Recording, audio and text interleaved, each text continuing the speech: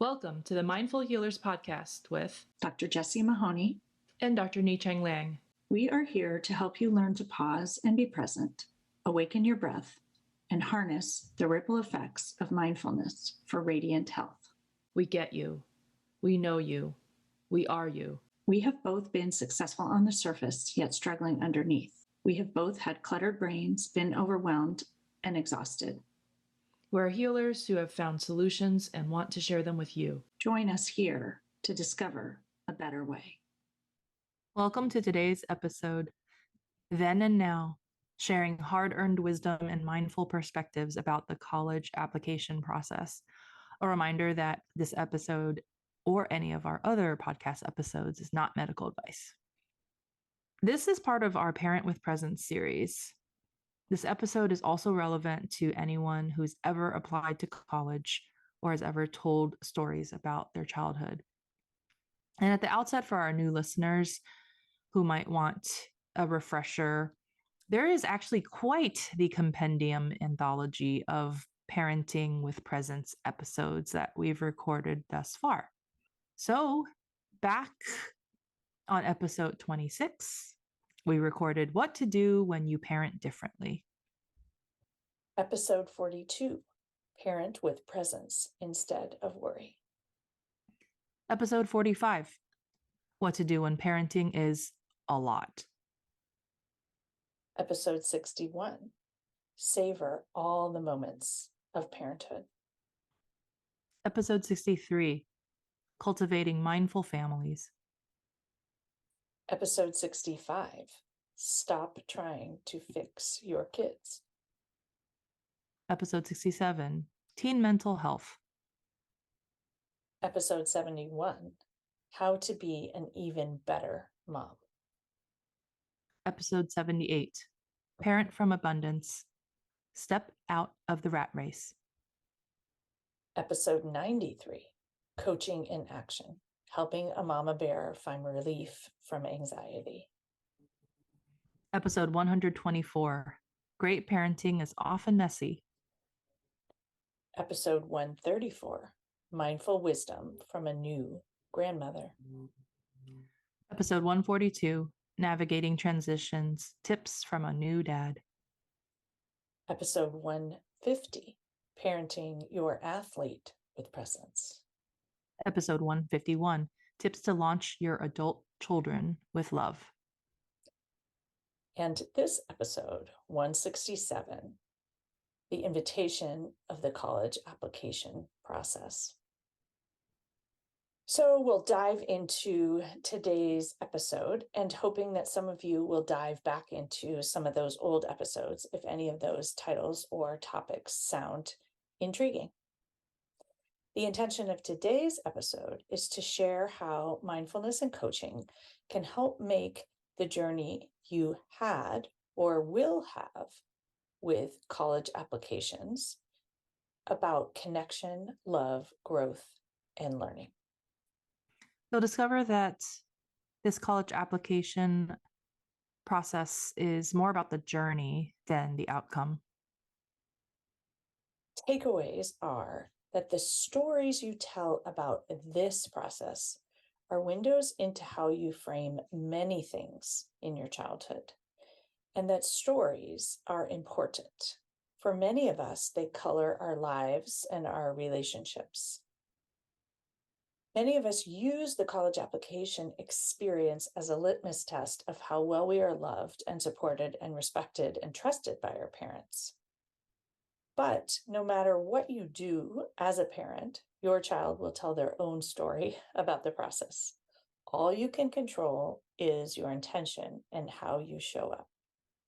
So this episode, if you are a parent listening, our encouragement and invitation is to show up in a way that would make your future self proud. So why are we recording this episode? One, because I am midway through round 3 of the college application process and was inspired to share wisdom and insights as a coach and mindfulness practitioner on the process. I also recently was having dinner with a former client, and we were talking about applying to college and my son applying and her child applying in the coming year. And we were talking about our own college application process and the stories that we told about it. And what we both discovered during this dinner was that we were both quite judgmental of how our parents supported us, even though they supported us in exactly the opposite ways. And hearing someone else's story completely shifted our own perspective.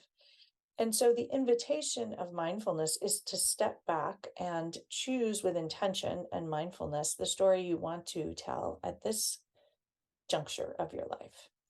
And then I shared the above story with you, Nichang, and you also had the experience of changing a story after hearing someone else's story, and just this sort of perspective that these defining moments in life often lead us to carry forth stories about our childhood and our parents and our being that maybe they don't need to, or maybe there's a moment where we can refresh our stories.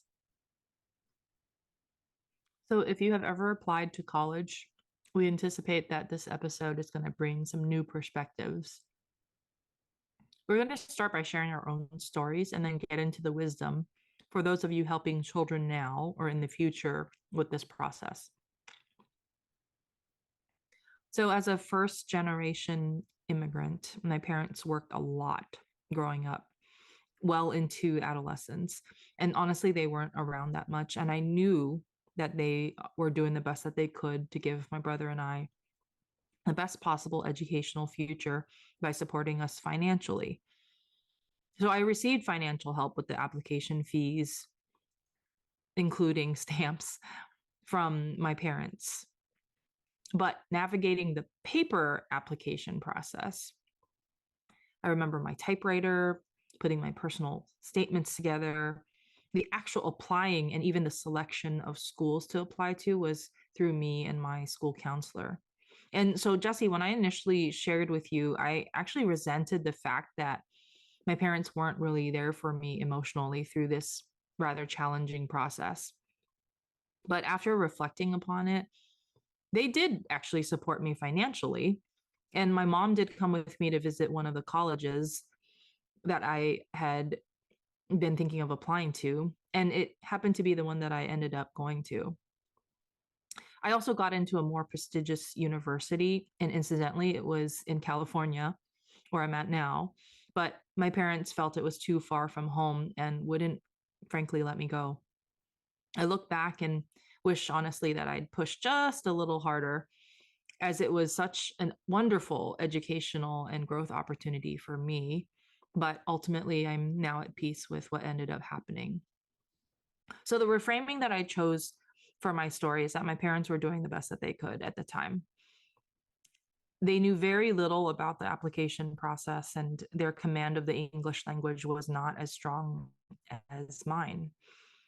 So they couldn't really help me with the aspects that I needed help with during the application process. And sure, there's definitely some sadness and about the emotional support that was lacking. I would have loved for them to have been much more present for that time of stress. And I feel like going through the process, I was mostly alone. And sadly, I was already used to that sort of emotional neglect from prior years in childhood. I was very much a latchkey kid growing up. So I now allow and accept the facts and truth of my college application story. I might not like aspects of them, but that's what happened. So the process helped me in a couple of different ways. It helped me to write in a way. So it helped me also to communicate in a way that was an authentic sharing of myself. It taught me to self reflect on what my strengths were and to share that with others, which at the time was pretty uncomfortable for me. It taught me to think more highly of myself, that it was actually a practice of positive attention bias directed at myself. It ultimately was one of the first steps in self compassion. In retrospect, I'm so grateful that my parents helped pay for all the different application fees and postage stamps to allow me to cast my net pretty widely all the way to the other side of the country. But I also know that when my kids go through this in the not so distant future, this will be arising as an opportunity for me to reparent myself, to show up in a way that's more present for my children. What about you, Jesse? That's such a loving retelling of your story. And one thing that popped up I have to reflect upon was your comment about latchkey kids. And I'm thinking that all of us were so much more latchkey than any child in the United States today, pretty much. Maybe not any, but things were different back then. And reminding, I'm smiling, thinking about those paper applications and going to the post office. None of that exists anymore. It's a very different process. And yet, much of what you reflected on is the same, the opportunity for positive attention bias and connection. And we'll get to that in a little bit. What I wanted to reflect on in my own story was that it was quite different than yours. And in fact, my parents did not want me to stay close and stay in California. They had a very strong opinion that I should go to the East Coast to go to college because that was what they had done. And they were from the East Coast. And at that time in their world, that was the best thing to do for your child. And what I remember of the story, and I feel very clear now after all of this mindfulness and coaching work, that I'm certain I'm telling a story, and what the reality of the story is, I will never know. But that my parents had quite strong opinions about where I should apply and where I should not apply, and where was better and more valuable. And I felt, again, my story, that I wasn't heard and wasn't given the choice that I wanted to make, knowing who I was at that time. I have also retold the story that they were absolutely doing the best that they can. And when I heard you tell your story, I was like, oh, my parents were doing the best that they could, given their own childhood and their own growing up experiences. And it's a reminder that all of us, even when our own children are going through it, we are going to do the best we can, but that the best doesn't actually mean more worrying or more pressure or more micromanaging. And that what's really intriguing to me here is that we had such different experiences, and yet we were both somewhat judgmental of how our parents handled it. And I'm thinking now to my own experience times three that I'm sure my children are judgmental of how I'm handling it.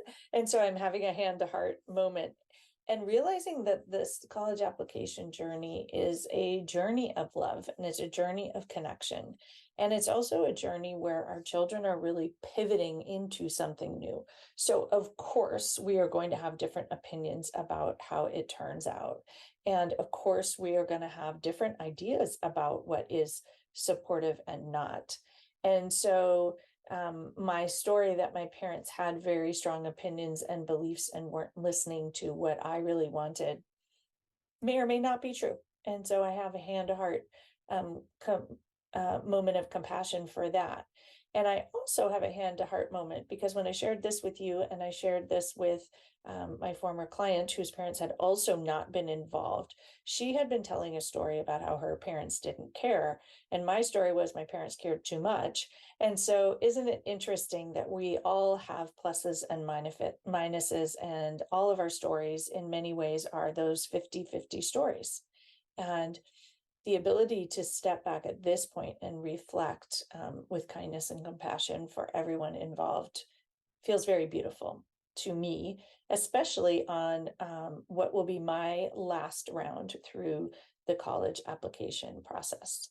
And so I wanted to pivot from that experience to sharing some wisdom for my fellow parents who are going through this process now or in the future. The wisdom also applies to any sort of parenting moments with your child where they are getting to become who they are and establish more independence as they move forward. And so, number one, I want to acknowledge that however you approach it, it's a big project. It takes time. And there will be moments of stress and conflict. There will also be moments of beauty and connection. And so allowing yourself to ride the waves or be buoyant in whatever flotation capacity you resonate with is a beautiful thing. I also want to invite our listeners to see this college application process as an opportunity for connection, growth, and learning for both you and your child. I think many of us are able to see it as that for our children, but we don't reflect on the opportunity for us to learn, grow, and connect as a parent. And the other thing I wanted to share at the outset is that early on, round 1 and 2, I did have to do a lot of reframing and a lot of mind management. And this time around, I actually don't. And so I am practicing noticing the evidence that what you practice grows. And when you practice setting these intentions and practice navigating through the world differently, your natural tendencies do shift. And my immediate reflection about this college application process was that it was fun and that it was an opportunity to develop a different connection, and that with each of my children as I went through it. And this was just my chance to do it with my youngest. And that has been this repeated opportunity to notice and appreciate their strengths and unique qualities. As you mentioned, it's that positive attention bias. We don't get asked very often to write down about why you're amazing and what your story is and what your strengths are. And so it's a beautiful process for our children, but it's also a beautiful process for you as a parent to reflect on your growth experience as a parent with each of your children. I also want to reflect that it's fraught and not simple. And our children are coming in with their own stories, just as I mentioned that I had my story about my parents' experience, and Yicheng, you had your story. My youngest has a story that we helped his brothers more than we help him, and that he's the youngest and doesn't get as much attention. He also came in with a story that getting outside help is what proves that your parents care about you, because he's heard this from his other friends. And so noticing that we come in with our stories, they come in with their stories, and the stories get to change all along the way. And so the invitation is to set an intention, and also to try to approach it with calm and groundedness and equanimity. In my case, my intention is to be supportive and loving, and to not add or even partake of the stress and the frenzy to the degree that that is possible. And why I mention the degree that it is possible is that the college application process activates so many of our default patterns, insecurities as parents and humans, and it's just full of triggers for catastrophizing, those negative what ifs, worrying, scarcity mindset, our dislike of uncertainty. It triggers almost everyone's thoughts about whether they are adequate or enough as a mom, and whether their children are adequate or enough. And it triggers all of our desires to control things outside of our control. And these are thought patterns that are especially prominent in high achieving women and moms, although I think they're also human thought patterns. The college application process is also this moment where your child is being judged. And for many of us, our children haven't been judged or deemed acceptable. And what I mean to be accepted within a certain community. Many of them have not experienced this, and we have not experienced this as parents. And we decide that where they go to college will determine their life outcome. And so this is, sort of a do or die moment. There's a right and wrong way to do it, the application process, and there are right and wrong colleges to go to, and there are better and worse ones. And we tell these big, important stories about what this process and the outcome especially means about our child's potential for life success. And many of us tell a story that has to do with our success as a parent. And so hand to heart compassion that our children will likely turn out fine, no matter how the college acceptances go. And no matter how they go, it isn't a reflection of our capabilities and performance as a parent. So a few tips for navigating it more buoyantly. And I love this word buoyantly because it just evokes a little bit of fun and a little bit of vacation, much better than resiliency in my mind. And it also evokes some ease as well. Yeah. Yeah. We are buoyant when we allow that buoyancy to occur. So the first tip, and I think the most important tip, is bringing in the mindfulness, the non-judgmental awareness of how we're showing up, about our reactivity patterns. This is also an opportunity to reflect on your college application story and know that your child's journey and what you experienced are two separate paths, and that you can bring in a non-judgmental lens to everything that unfolds. It's important also to not react to the path that you had. You can use it as a window of insight, but allowing this journey to unfold entirely separately and differently, you can take some learnings, but maybe not reacting to it and responding in the opposite way. Because as you can tell from both of our stories, the opposite ways both have different points to them as well. I also see it as an opportunity for loving amusement, which is one of my favorite approaches to challenging relationship moments. So, loving amusement about your personal patterns, your children's patterns, the up days and the down days. Every day in the process won't go well. And dependent on your child, the process may be done in a way that suits the way you like to approach things, i.e. planning in advance, or it might not suit your way to approach things, i.e. doing it at the last minute, or you may be the opposite one.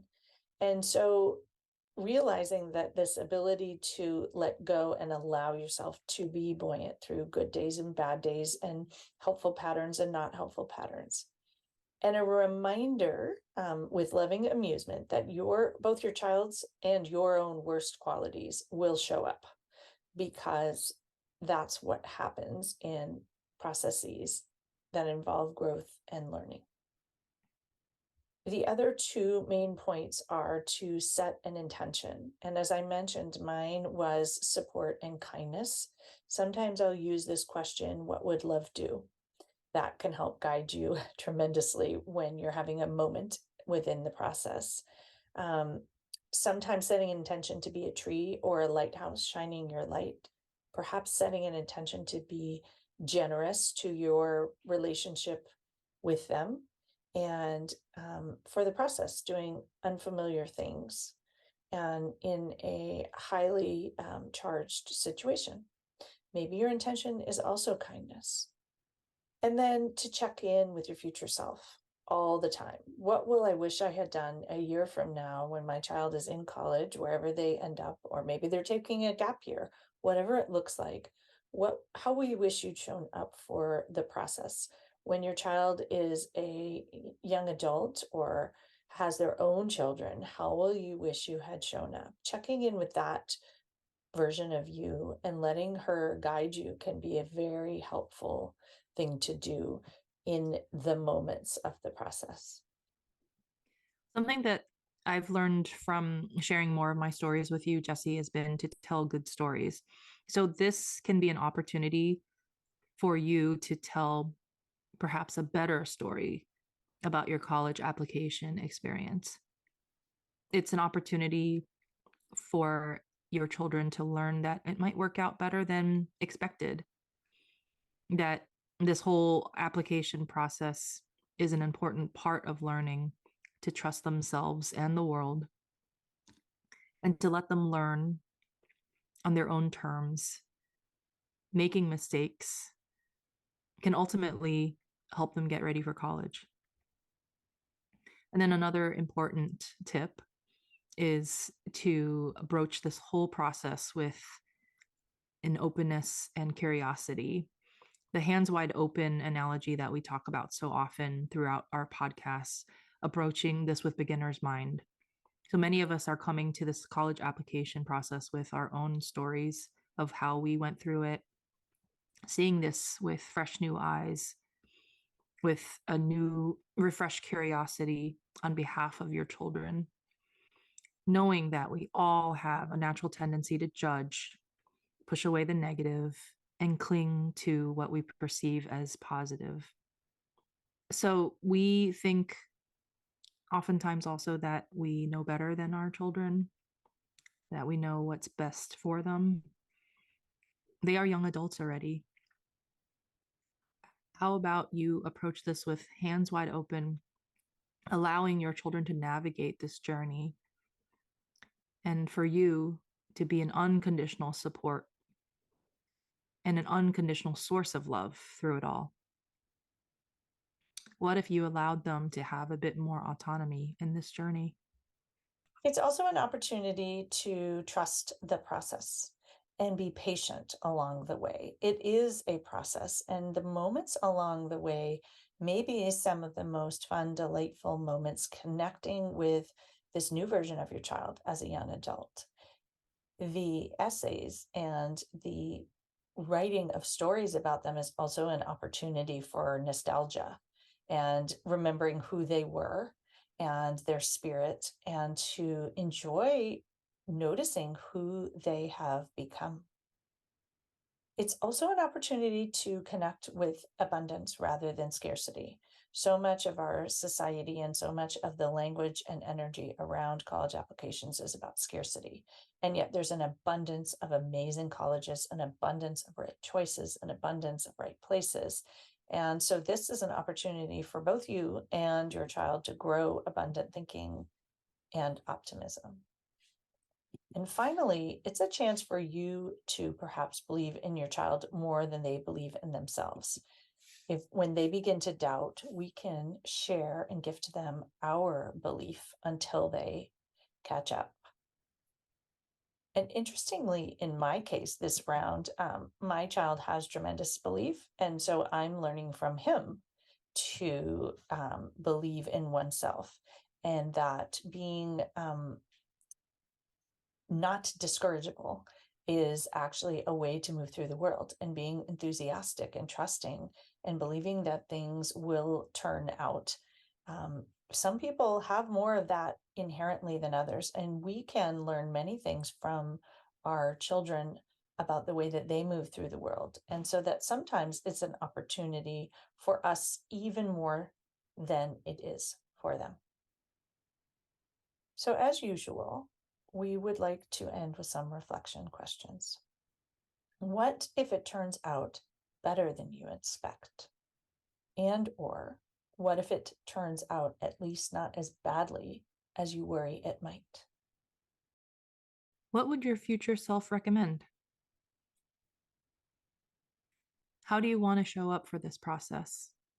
With love, with generosity, with curiosity?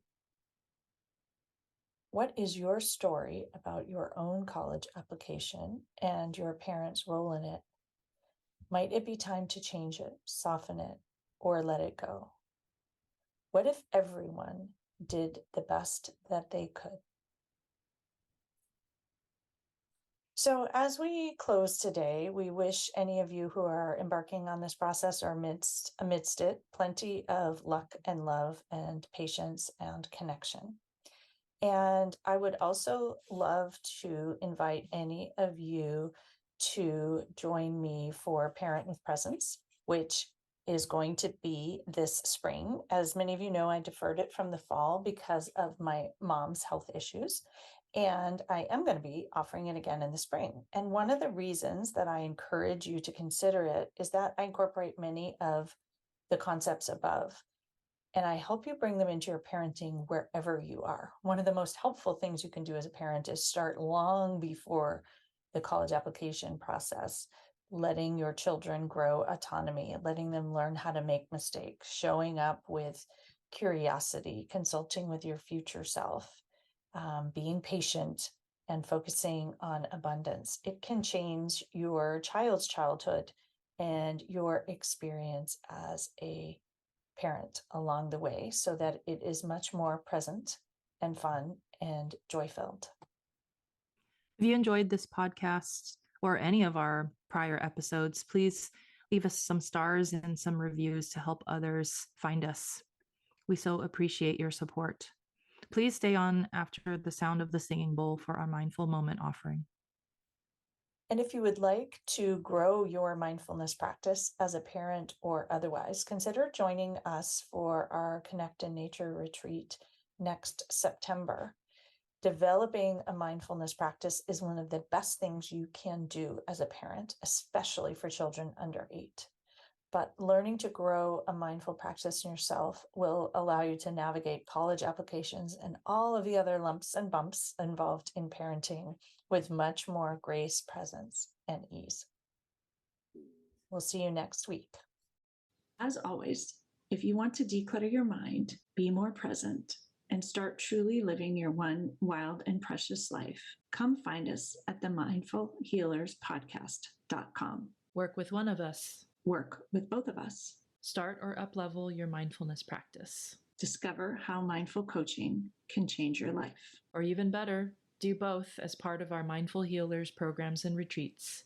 You can find links to find out more about our programs and join our communities at themindfulhealerspodcast.com. Reach out and get started on your journey to a life better lived today. The content of this podcast is not meant to be medical or life advice. If you choose to participate in our mindful moments, please do so safely.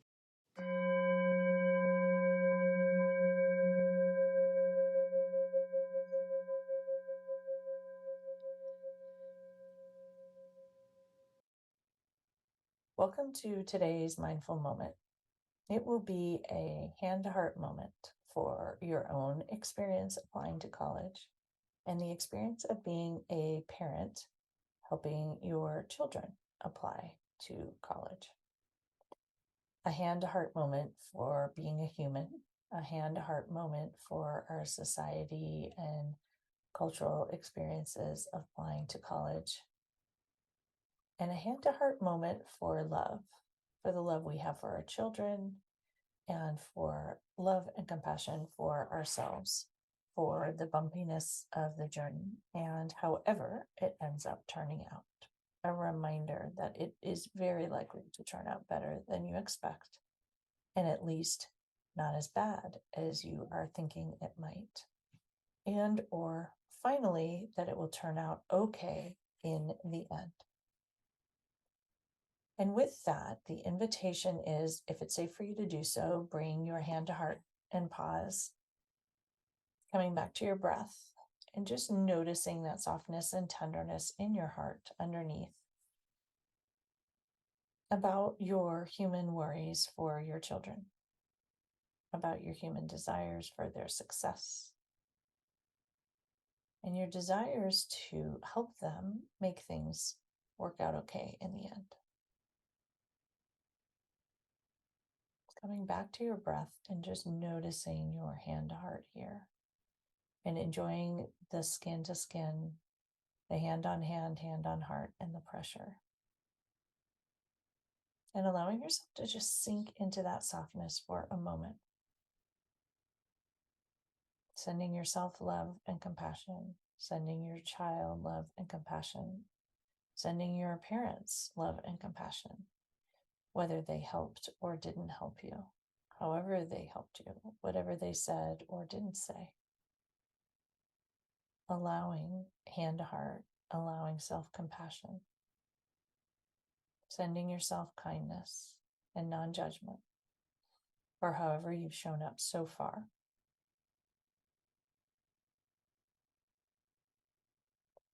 Remembering that this hand on heart is always available to you.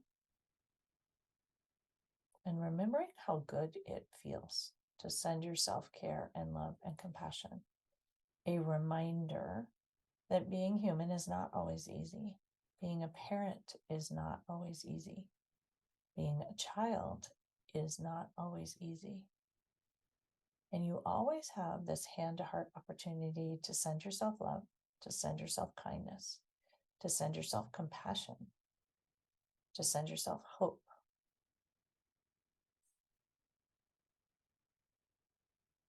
And as we end, connect with your intention for how you would like to move forward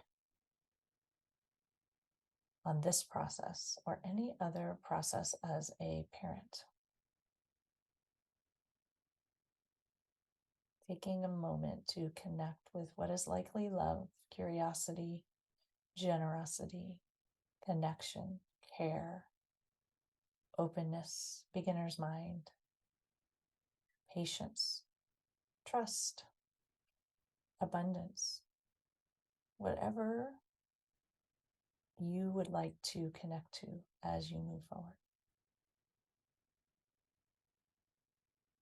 Sending you all a moment of hand to heart, a moment of love, and a moment of abundance.